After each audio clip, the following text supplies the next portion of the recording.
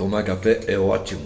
Conversar, bater papo sobre café é melhor ainda. Principalmente quando grandes mestres da literatura especializada em café vêm até o nosso programa, até o Cozinhando com Palavras, rodado na Bienal Internacional do Livro de 2012, falar sobre a Biblioteca Essencial do Café. É o programa que a gente vai ver agora.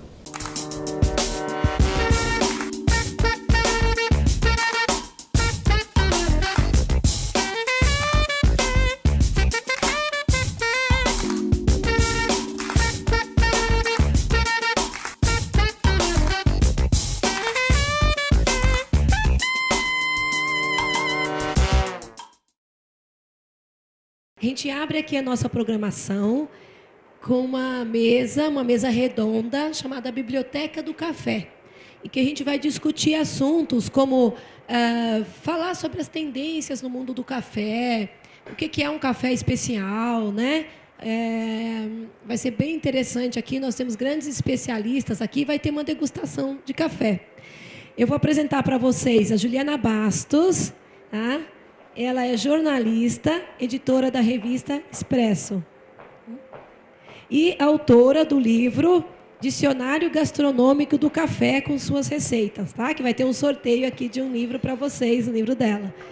A historiadora Ana Luísa Martins, ela é autora do livro História do Café. A barista Cecília Sanada, barista e gerente de qualidade, né, do Otávio Café. Kelly Stein, ela é blogueira do blog Mexido de Ideias, especialista em café. Gente, primeiro, bom dia, sejam bem-vindos. A gente está aqui para um momento bem gostoso, para conversar sobre um tema que é uma delícia, que é o café, né? Quem aqui gosta de café? No final, a gente vai ter uma pequena degustação preparada pela nossa top barista aqui, a Cecília. E a gente vai conversar um pouquinho sobre esse universo tão delicioso que é o café. A gente vai se apresentar rapidamente. É o maior prazer receber essas pessoas que estão aqui ao meu lado. São pessoas que entendem muito de café e que, mais do que isso, são apaixonadas por esse tema, como vocês. Então, vou pedir para a Kelly começar se apresentando. Ela é uma super blogueira que está ajudando a movimentar no mundo digital, na web, esse assunto. E ela vai contar um pouquinho do que ela faz. Oi, bom dia. Eu estou muito feliz que, basicamente, a plateia tem bastante jovem. E isso mostra que o café, sim, é jovem. E o Mexido de Ideias, que é um blog patrocinado pelo Grupo Três Corações, vem comunicar esse interesse do jovem pelo café. O que, às vezes, acontece, tanto na gastronomia quanto no café, é que são termos muito difíceis ou complicados de entender. Esse café tem notas de caramelo, de chocolate, o que isso significa? Então, o Mexido de Ideias vem para traduzir esse vocabulário. Gente, o que significa, então, um café com notas de chocolate? O que é um café despolpado? Então, a gente pega numa linguagem simples e transforma, fica viável. E esse foi o sucesso, o segredo do Mexido de Ideias. Então, lá a gente mostra como fazer um bom café, temos vídeos, tutoriais, curiosidades. Por exemplo, vocês sabiam que existe um carro movido a café? Isso lá nos Estados Unidos é uma pesquisa que aconteceu. Tem também truques como aproveitar a borra do café e aí assim por diante. O bacana é que o nosso público é super variado. Então, tem desde a vozinha que preparava aquele café para a gente, quanto o jovem que está aprendendo, que gosta de ir a cafeterias, quer entender o que é um moca, quer entender o que é um expresso de verdade e assim por diante. Obrigada, Kelly. Agora eu vou passar para a nossa historiadora, Ana Luísa Martins. Ela entende tudo do que aconteceu no Brasil, em São Paulo, relacionado a café. Fala para a gente um pouco do seu trabalho, Ana. Bom dia a todos. Também agradeço muito o convite. Para mim é uma grande oportunidade estar no meio dessas especialistas contemporâneas do café, porque como eu trabalho realmente com a história, embora eu procure fazer a história do passado e do presente, para mim é um aprendizado permanente estar em contato com quem hoje mexe com essas novas modalidades de café. E eu sou historiadora, trabalho na Secretaria de Estado da Cultura, justamente no setor que lida com o nosso patrimônio cultural, os nossos monumentos, a nossa riqueza material e imaterial, natural. E, ao trabalhar com isso, eu percebi que, não só no estado de São Paulo, no Brasil como um todo, a essência maior da nossa história, a paulista particularmente, a mineira muito e a paranaense também, estava no café. O café que explica o fato de nós estarmos num estado com essa pujança, o café que explica o porquê da história do Brasil, o café que, num determinado momento, jogou o Brasil no patrimônio, no capitalismo internacional. E eu percebi que não havia um livro básico, um livro mais ligeiro sobre a história do café no Brasil. Então, eu procurei fazer esse trabalho, felizmente está sendo muito bem aceito, e vou trazer aqui para vocês, muito rapidamente, porque nós temos que ter um certo tempo para falar, algumas imagens do nosso passado do café, da nossa história do café.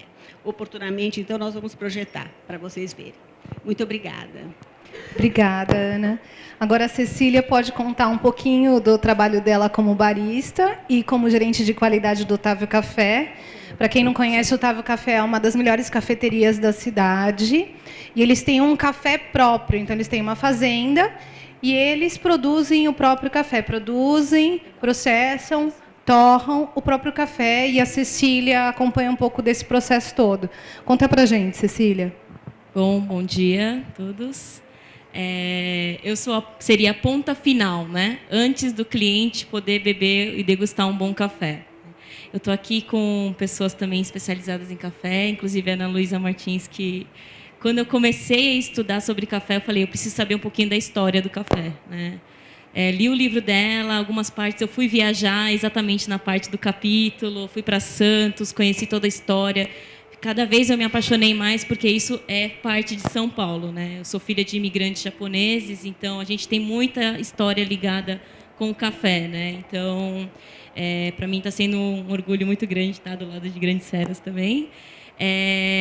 O meu trabalho dentro da cafeteria, como gerente de qualidade, é trazer com integridade tudo que vem da fazenda, tá? Explicar para o cliente por que ele está pagando um pouco mais caro pelo café que ele toma lá na cafeteria, né? Porque a gente acha que café tem que custar R$1,50. Ou ser dado de graça no final do almoço, né? Não é bem assim. Tem um trabalho muito grande até chegar na xícara que eu preciso também mostrar aos nossos clientes, né? Hoje a Otávio Café é a maior cafeteria da América Latina. Esse ano eu consegui ganhar o prêmio da Prazeres da Mesa como a melhor barista do Brasil. Fiquei muito feliz, né? Porque foram 4 anos dedicados da minha vida para poder fazer com que as pessoas vejam que o café também tem o seu lugar dentro da gastronomia. E é isso aí, gente. Obrigada, Cecília. Agora eu vou me apresentar. Eu sou jornalista. Trabalho na revista Expresso, que vocês vão poder pegar ao final da nossa conversa aí nas mesas. Eu sou editora assistente lá e a gente faz matérias sobre café e coisas gostosas que combinam com o café. E a gente traz um pouquinho desse universo das fazendas e de como o café é produzido e preparado para chegar bem gostoso na mesa para vocês. E, enfim, também escrevi um livro, tive o prazer de escrever com o editor, que é o André Bocato, que é o curador de todo esse projeto do Cozinhando com Palavras.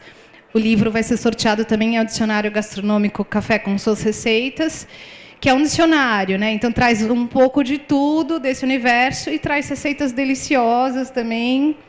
E eu sugiro que quem puder comprar ou quem for o sortudo que ganhar o livro, teste algumas receitas em casa e depois conte para a gente como que foi. Gente, a gente vai começar essa conversa falando um pouco sobre o que é um café especial, né, que é uma dúvida que todo mundo tem. Então, para vocês, o que é um café especial? Você. Acho que além de o sabor, ele tem que ser marcante, eu acho que o café também remete a toda uma experiência que você já teve com ele. Então, eu acho que o sabor tem que ser muito agradável, além de te remeter a coisas boas, assim. Acho que isso é o mais importante. Para mim, um café especial é aquele que a gente toma com a sua família, com seus amigos, tudo. Mas o café especial, como ela disse, tem que ter um gosto marcante e tal. Para você poder lembrar dele, essas coisas assim. Eu acho que agora, talvez a Cecília possa explicar para a gente o que é um café especial. Eu acho que assim, antes, acho que até agora ainda, quais são as características principais que a gente fala de café? Quando a gente fala de qualquer café? Mas assim, uma qualidade, um adjetivo para o café. Forte, amargo e quente. São as 3 coisas que o público fala. Eu quero um café preto, amargo e quente. Mas quem falou que era para ser assim? Quem foi que ensinou as pessoas que tinha que ter esses 3 adjetivos? Café pode ser suave, tá? Ele pode ser doce, tá? E ele não tem necessidade de ser quente, porque o café ele é uma bebida muito versátil. A gente que foi mal educado, tá? Para consumir o café desse jeito. Por quê? Porque a gente não tinha qualidade antes. A gente nem sabia o que era café especial, né? Então, automaticamente, quando todo mundo fala eu gosto de café preto, forte e amargo, mas eu pergunto, mas por quê? Porque eu aprendi assim. E você já tentou de outra forma? Tomar de outra forma? Não. Aí quando você oferece a primeira, fala, é verdade, pode ser doce. Nossa, pode ser suave. Nossa, pode ser frio, né? São coisas que a gente nunca parou para pensar, né? É igual quando a gente foi educado com vinho. Vinho tinha que era suave, né? Também tinha característica suave, doce, né? E você tinha que tomar de uma vez. Não, também pode ser degustado. O café, ele conseguiu chegar num ponto que a gente para pensar antes de tomar, né? Então, o café especial é aquele café selecionado. Quando a gente fala de café, muita gente não sabe que o café é uma fruta, né? Muita gente não sabe. Muita gente nunca viu um pé de café, né? Então, a partir daí, a gente tem que começar a andar para trás, né? Tentar entender o que é o atrás, para entender o que é café especial. Porque senão falar café especial é tudo igual, tá tudo torrado igual, né? A gente sabe que também tem para ser um café especial, você não pode utilizar qualquer tipo de água, né? Você tem que usar uma água filtrada, que seja livre de minerais, cloro, porque o café é 98% água. Então, você hoje bebe uma coisa que foi imposta a você. Então, o café hoje ele tem que ser olhado com um pouquinho mais de calma, com um pouquinho mais de cuidado, para a gente poder entender o que é café especial. Não adianta eu colocar de uma vez para você essa informação. Café especial é isso. Não, o café especial ele tem um cuidado diferenciado. Tá? Agora, acho que a Ana pode falar um pouquinho, trazer a história do café, porque aí a gente vai entender por que a gente gosta do café ou procura o café amargo, o café quente. Falar um pouquinho, porque antes o café bom era todo exportado. O Brasil não ficava com café de qualidade. Então, acho que a Ana pode contar um pouco dessa história para a gente entender por que a gente toma café do jeito que a gente toma hoje. Obrigada. Eu acho que eu vou ter que ficar de pé, porque ali nós temos algumas imagens que a gente pode rapidamente, por mim eu ficaria, e o café acho que comportaria nós ficarmos o dia inteiro aqui falando sobre histórias do café, e particularmente a história do café no Brasil. Até porque eu perguntaria também para vocês sabem que o café é a segunda bebida mais consumida do mundo? Eu também não sabia. Alguém tem ideia de qual é a primeira? Quem falou? Exatamente. Eu até achava que era o vinho ou a cerveja, mas então a força do café internacional, ela é muito grande. E cada vez mais do café fino, do café gourmet, do café com maior preparo, que é uma característica que nosso café no passado não tinha, porque nós já desde 1850 somos os primeiros produtores de café do mundo. Isso não é pouca coisa, sobretudo nos dias de hoje, em que a competição internacional é fantástica, inclusive com o Vietnã, que é uma surpresa que seja um grande produtor do café. Até outro dia a gente ouvia falar de Vietnã e guerra, agora ele é o segundo produtor de café. Acontece que no Brasil ele vai surgir num momento também de crise econômica. Nós estávamos vivendo aquele apogeu do ouro, das Minas de Ouro das Minas Gerais, quando essas minas vão decair. E a coroa portuguesa, uma vez que nós éramos colônia, precisava urgentemente de algum produto que suprisse nossas rendas, nosso mercado, nossa economia, e de alguma coisa que tivesse valor lá fora. O açúcar, que nós éramos também os primeiros produtores, estava em queda. Então, o que acontece? Descobrem que o café, que era um produto requintadíssimo, consumido por poucas pessoas no século XIX, só casas abastadas ou então cafés muito selecionados tinham, era alguma coisa que estava valendo no mercado do comercial.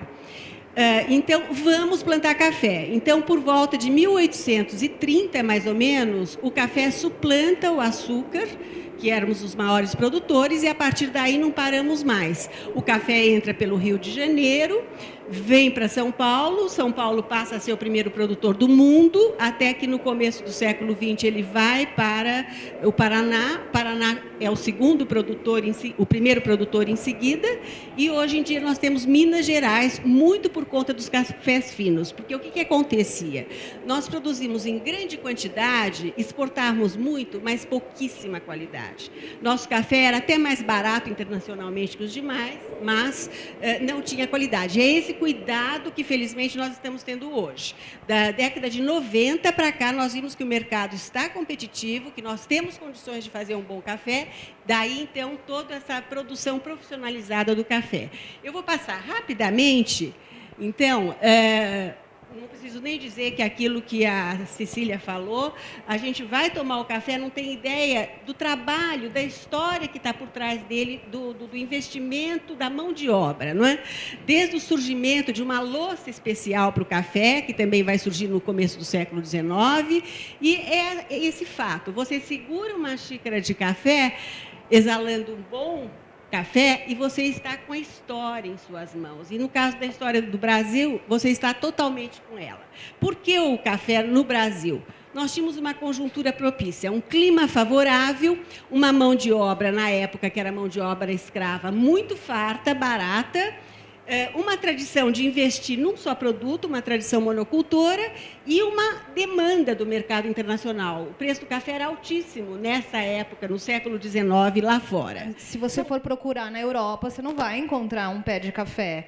Então, isso faz com que a gente tenha aí um tesouro nas mãos, né? Porque a gente tem condições muito propícias para produzir essa fruta que todo mundo quer consumir. E naquela época já existia uma demanda muito grande, né?